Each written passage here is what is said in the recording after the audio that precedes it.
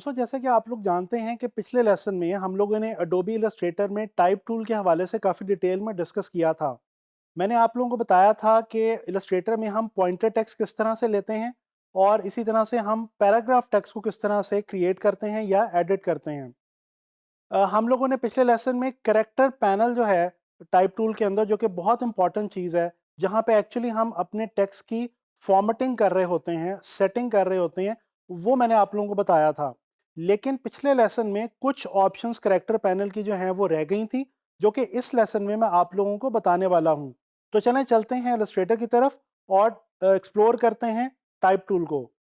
जी, तो दोस्तों ये मैंने वही वाला सेंटेंस जो है दोबारा यहाँ पे टाइप करके रखा हुआ है टाइप टूल की मदद से, पॉइंटर टेक्स्ट से मैंने ये लिया है।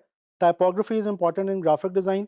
और ये मैं यहाँ पे यही सेंटेंस दोबारा इसलिए ले रहा हूँ ताकि आप लोगों को याद रहे और आप लोगों को बिल्कुल ज़हनों में महफूज हो जाए कि टाइपोग्राफी ग्राफिक डिज़ाइन के लिए किस कदर इंपॉर्टेंट है। तो चलें मैं कुछ मज़ीद ऑप्शंस आपको कैरेक्टर पैनल के हवाले से बताना चाह रहा हूँ टाइप टूल में। ये जो 2-3 ऑप्शंस अब हम डिस्कस करने लगे हैं कैरेक्टर पैनल के, ये वो ऑप्शंस हैं जो कि बेसिकली डायरेक्टली टाइपोग्राफी के कॉन्सेप्ट्स के तौर पे भी हम इनको देख सकते हैं। यहाँ पे एक ऑप्शन हमारे पास मौजूद है, ये आप देख सकते हैं एक आइकॉन है जिस पे मैं आके अगर कर्सर को मैं यहाँ पे होल्ड करता हूँ तो यहाँ पे लिखा हुआ आता है जी tracking for the selected characters. दोस्तों ये ट्रैकिंग क्या है, मैं आपको बताता चलूँ। ट्रैकिंग बेसिकली टाइपोग्राफी का एक कॉन्सेप्ट है जिसके अंदर हम किसी भी जुमले में लिखे हुए जो अल्फाज होते हैं उन अल्फाज का हॉरिजॉन्टल डिस्टेंस मैनेज करते हैं।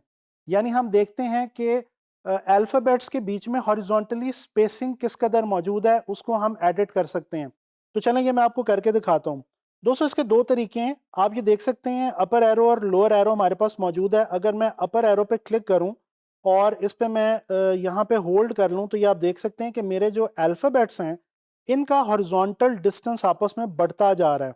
और यहाँ पे गौर करने की एक बात यह है कि तमाम अल्फ़ाबेट्स के बीच में जो सेंटर में जो स्पेसेस आ रही हैं वो स्पेसेस एक तरह की क्रिएट हो रही हैं। यानी अगर ये ग्राफिक वर्ड लिखा हुआ है तो GRAPHI और C के दरमियान एक जैसी स्पेस जो है वो आपको नजर आएगी। इसी तरह से अगर ये मैं लोअर एरो पे होल्ड रखूं क्लिक करके तो ये मेरी स्पेस जो है वो कम होती आपको नजर आ रही है। मैं इसको थोड़ा सा जूम करता हूं और ये पैनल जो है अपना ये मैं थोड़ा सा यहाँ पे राइट साइड पे ले जाता हूँ ताकि आपको क्लियरली नजर आए। अच्छा, इसी तरह से हम यहाँ पे अगर क्लिक करें तो आप देख सकते हैं कि यहाँ पे कुछ ऑप्शंस मौजूद हैं। पॉजिटिव में भी हम प्लस में भी लेके जा सकते हैं और माइनस में भी लेके जा सकते हैं। प्लस में हम जितना ऐड करते जाएंगे तो स्पेस जो है वो उतनी बढ़ती जाएगी अल्फ़ाबेट्स के बीच में, और हम जितना नेगेटिव में लेके जाएंगे वैल्यू को उतनी ही स्पेस जो है वो घट जाएगी। जिस तरह से ये -100 मैंने वैल्यू लगाई है तो ये आप देख सकते हैं कि अल्फ़ाबेट्स बिल्कुल एक दूसरे के अंदर जो है वो मर्ज होते हुए हमें फील हो रहे हैं। तो इसको मैं जो है वापस लेके आता हूँ 0 पे, जो कि नॉर्मल मेरे पास जो है वो स्पेस अवेलेबल है इस वक्त। ये आप लोगों ने देखा कि ट्रैकिंग की मदद से हम लोग किस तरह से अल्फ़ाबेट्स के आपस की जो स्पेसेस हैं उनको हम मैनेज करते हैं। अच्छा, अब मैं एक और चीज़ आपको बताने लगा हूँ, लेकिन उससे पहले मैं यहाँ पे क्या करूँगा, मैं टाइप टूल में जाके यहाँ पे टेक्स्ट बॉक्स एक लूँगा।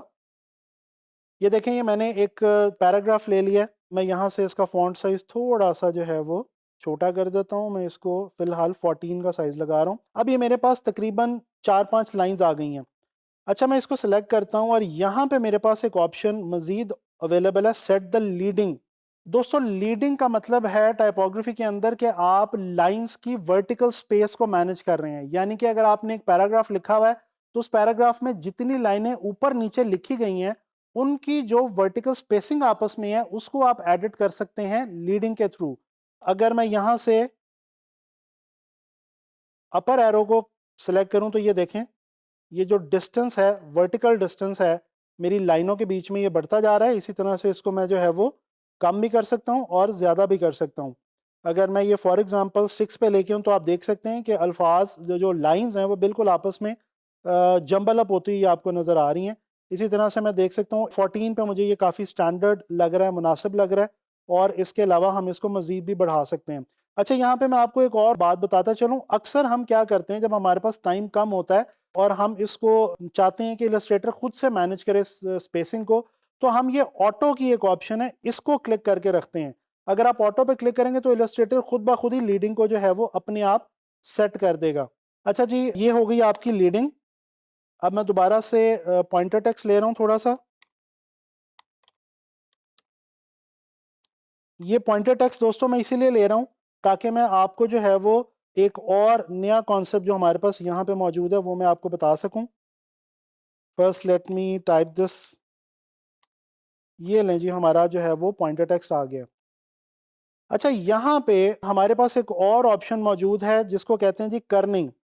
कर्निंग का मतलब क्या है दोस्तों? कर्निंग का मतलब है, पहले हमने जब फर्स्ट ऑप्शन के अंदर हमने देखा कि हमने जो अल्फ़ाबेट्स थे उनकी हॉरिजॉन्टल स्पेसेस को मैनेज किया, लेकिन जब हम उस तरह से स्पेसेस को मैनेज कर रहे थे तो तमाम स्पेसेस इवनली आ रही थी।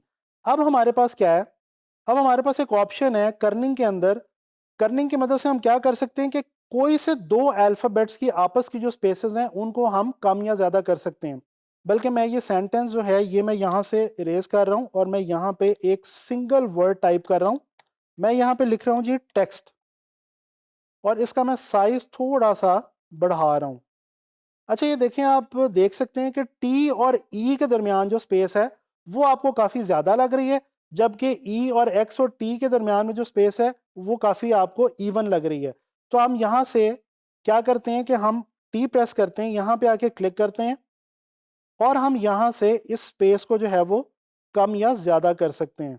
ये देखें, अगर हम प्लस में जाएंगे तो बढ़ती जाएगी, अगर हम माइनस में आएंगे तो ये स्पेस जो है ये घटती जाएगी। इसी तरह से आप एक और काम भी कर सकते हैं कि आप एरो की ऑल्ट प्रेस करके रखें और राइट एरो की से अगर आप इसको दूर लेके जा सकते हैं और लेफ्ट एरो की से ई को टी के करीब लेके आ सकते हैं। तो ये आपने देखा कि हम लोगों ने कर्निंग के अंदर कितने आराम से किसी भी दो अल्फ़ाबेट्स के बीच में जो हॉरिजॉन्टल स्पेसेस हैं उनको हमने मैनेज किया। अच्छा जी, ये बहुत इंपॉर्टेंट कॉन्सेप्ट्स थे जो यहाँ पे मैंने आपको बता दिए। अब मज़ीद मैं कुछ चीज़ें यहाँ पे आपको जो है वो मज़ीद ऑप्शंस जो हैं उनके हवाले से गाइड करता चलूँ।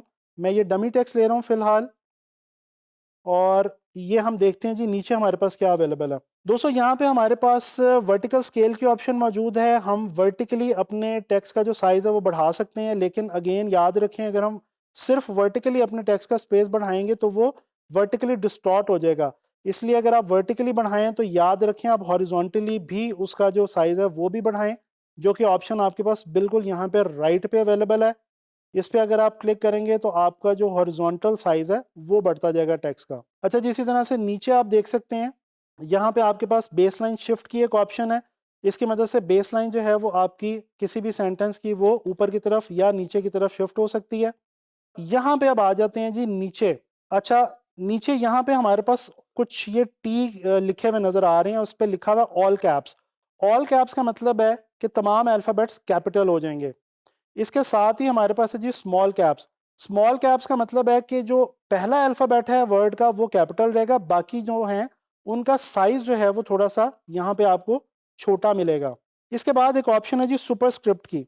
दोस्तों, आप लोगों को याद होगा कि हम लोग पढ़ते थे मैथ्स के अंदर x square plus y square. अब ये जो स्क्वायर वाली जो ऑप्शन थी ये मैं आपको करके बताता हूँ। ये मैंने लिखा है x2 प्लस y2।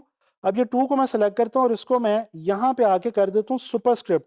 तो ये आप देखें कि बिल्कुल जैसा मैथ्स के फॉर्मूला में स्क्वायर ऊपर लिखा होता था उस तरह से ये सुपरस्क्रिप्ट में ऊपर चला गया। इसी तरह से मैं इसको डिलीट करता हूँ और मैं यहाँ पे लिखता हूँ कैपिटल O और उसके बाद 2। अब ये जो 2 है आपको पता है ये केमिस्ट्री का एक फॉर्मूला है O2। अब इसमें 2 को जाना चाहिए नीचे, तो यहाँ पे मैं 2 को सेलेक्ट करता हूँ और मैं यहाँ पे आके सबस्क्रिप्ट के ऊपर जो है वो क्लिक कर देता हूँ। जैसे ही सबस्क्रिप्ट पे मैं क्लिक करूँगा तो ये आप देख सकते हैं कि ये जो आपका 2 है ये नीचे चला गया हमारे पास। अच्छा, एक और बात यहाँ पे याद रखें कि आमतौर पे होता क्या है कि ये वाली ऑप्शन जब हम यूज़ कर रहे होते हैं तो इनको हम ऑन ही छोड़ देते हैं, जिससे बाद में जो है वो हमें प्रॉब्लम होती है। तो याद रखें कि ये ऑप्शन साथ-साथ आपने जब भी आप एक्सप्लोर करें या यूज़ करें साथ-साथ आप ऑफ करते जाएँ। ये हमने लिया जी डमी टेक्स्ट, और ये हमारे पास 2 और ऑप्शंस हैं। एक ये है अंडरलाइन की जिससे हमारा टेक्स्ट अंडरलाइन हो जाएगा, मैं कंट्रोल Z कर रहा हूँ, और एक ये है स्ट्राइक थ्रू की जिससे हमारे टेक्स्ट के बीच में एक लाइन ऐड हो जाएगी। दोस्तों, इस लेसन में हमने देखा कि हम इलस्ट्रेटर के अंदर ट्रैकिंग, लीडिंग और कर्निंग जैसी जो इम्पोर्टेंट टेक्स्ट फॉर्मेटिंग टेक्निक्स हैं उनको हम किस तरह से टाइप टूल की मदद से इस्तेमाल कर सकते हैं, और अपने टेक्स्ट को जो है वो इंटरेस्टिंग बना सकते हैं। इस लेसन में हमने कैरेक्टर पैनल अपना जो है वो कंप्लीट कर लिया है। नेक्स्ट लेसन में मैं आपको टाइप टूल के हवाले से ही पैराग्राफ को फॉर्मेट करना सिखाऊंगा। तो मुलाकात होती है नेक्स्ट लेसन में पैराग्राफ टेक्स्ट के साथ।